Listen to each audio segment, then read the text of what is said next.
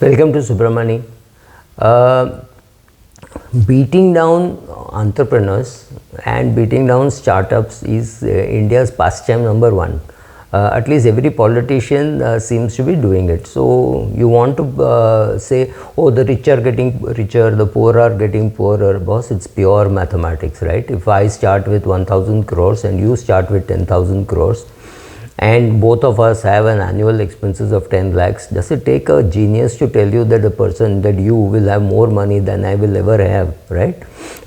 You will have to tear down your money like anything. You have to actually sit and burn your money to come down to my level. You will always get richer than me, and I'm talking of people with 1000 crores and 10,000 crores. Now you take a lower level, this is bound to happen, but that's not the purpose here. The purpose here is to say how people bash startups and say, oh God, these people are blowing so much money, they have no sense of values, etc. Face it, I met many startups, I've seen many of them fail, I've seen many of them succeed. In fact, I think when you fail, you're part of the crowd, and you are bound to be part of the crowd, because I don't think more than 5-7% of people who do startups are able to raise money. Yeah, you heard me right, 5-7%. The others don't raise money. They just can't raise money. They are not able to build teams. Building teams is difficult. Raising money is difficult. Building market share is difficult. Sustaining market share is difficult. And after you've got a client, the client wants you to create magic for him every day, right? You can go and say, one time I've done this. He says, oh, that's fine, I paid you. Now next, what next, right? So you have to create magic for the client on a regular basis. That's what clients want. It's not, that is again not easy. Why do we do this businessman derating or saying, oh, I know him, he's a fraud, or things like that? I saw one YouTuber, I don't think he understands economics or banking, but he was talking about Nirav Modi, Mehul Choksi, and a couple of others, somebody who's funded a lot of political beings in India, and how he's got a big house in UK, and of course the favorite whipping boy Vijay Mallya. I don't know how many people even know the kind of value add that Vijay Mallya has done to other businesses and his own business also. What went wrong politically, why it happened, all that is very different. Does Mallya not have the money to pay off the 3,000 crores? I'm sure it's already paid off, but politically it is very useful to talk about Mallya, especially in 2024 January, because you know the elections are due. So this is more a gimmickry rather than genuinely trying to get the money back. There are enough assets of Vijay Mallya in India for you to collect that piddly 3,000 crores. Vijay Mallya must be a guy who has borrowed 1 lakh crores and repaid 97,000 crores. It's very different. But we love bashing and say, oh, and this program also went on to say, oh, he made calendars and those calendars couldn't be kept at home. It's got nothing to do with his repaying the loan, right? So maybe everybody wanted a copy of the Kingfisher calendar, but not everybody got it, right? So similarly, when somebody does a startup, everybody wants to praise and say, you know, that boy is done a startup, typically like they say, Sharma Saab ka beta, right? So everybody wants to ride it, and when something goes wrong, then they say, I always knew this would happen. Why did he need to buy such a big car? Why did he have to do this? Why did he have to do that? When we were young, we lived very frugally. Oh, fine, that's great, but you didn't create a startup, right? You did not provide jobs to so many people. The startup guy loses money off a few set of people. Anyway, a startup can't borrow. Our banks are just not capable of lending money to a startup. They just don't understand the business, nor will they spend so much time.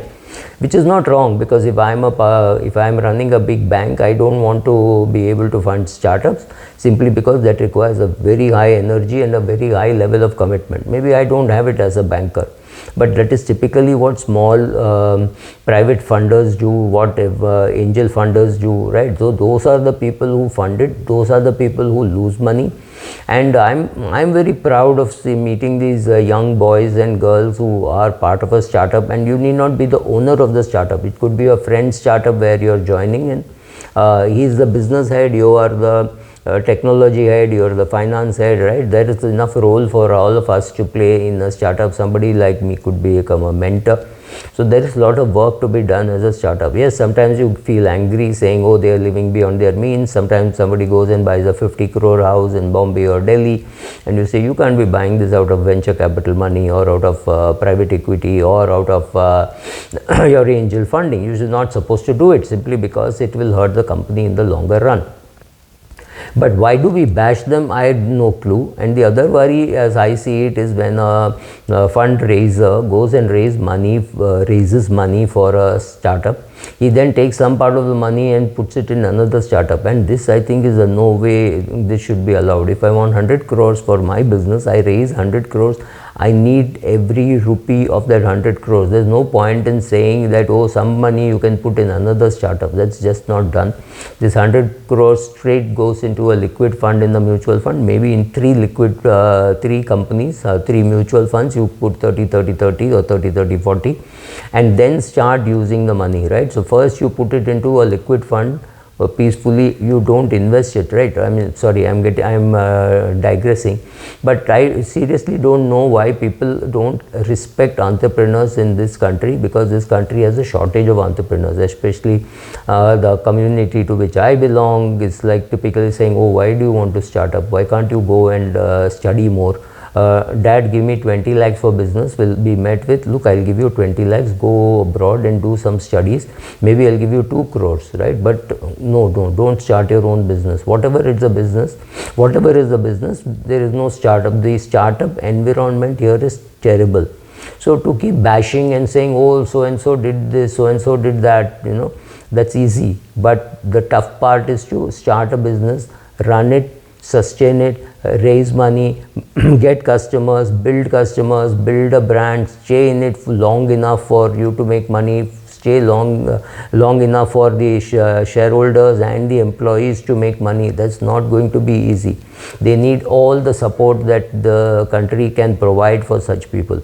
Everybody wants to try to make some money when they're doing well. The government wants to levy a capital gains tax, and believe me, India is not a great place for startups, immaterial of what the government tells you.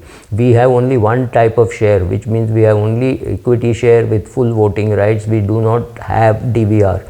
The DVRs which you are seeing are there, part of our history. Today you can't issue a DVR. You cannot issue DVR. You cannot borrow 1 rupee without giving personal guarantees. It does not make any sense. But for us, once a person does well, we all want to own him and say, oh, Byju's is such a fantastic idea, teachers should also get paid, etc., etc. Then Byju fails for whatever reason. Then people say, oh, we always knew that this would happen. He was stretching himself too far. He did not have the capacity to do this. We love taking a person up and shredding him to pieces very quickly, shredding her to pieces even worse. Array, she's a girl, why did she want to do a startup? That's the kind of response that women get. So it's very difficult environment. So if you see kids around you who are doing a startup, please support them. Either you give them financial support, or you give them your contacts, or you consume their product, and for heaven's sake, don't go and ask them for discount. They need all the money. Let them do the startup, let them be successful, because for 10, 20, 100 such successful people will create a lot of jobs. They will create wealth in the economy. They will create that wealth effect for the people around them, for their own brothers, sisters, colleagues, friends, right? So all this is important. Don't keep comparing also. I find that, oh, India cannot create an Amazon, or India cannot create a Google. Of course, India cannot. A country with $2,000 per capita income, we have now around $2,500, cannot have that kind of risk capital which a country with $45,000 or $75,000 per capita can have. The amount of risk capital available in US will always be much higher than it will be in other countries. So remember all this before bashing, saying, oh, you have not created anything new, you have only copied. That's a good first step. We will create our own Amazon and Google, but for that our per capita income will have to go to 25,000, 30,000 crores. 25,000, 30,000 dollars, and then we will be able to create such huge unicorns. Right now we are at a very good number of unicorns that we create. These are the people who are going to create jobs. These are the people who are going to create wealth for you in the future. don't bash them. It's completely unfair. Yes, some of them have overspent, some of them have wasted money and all that, but 99% of them don't. Thank you.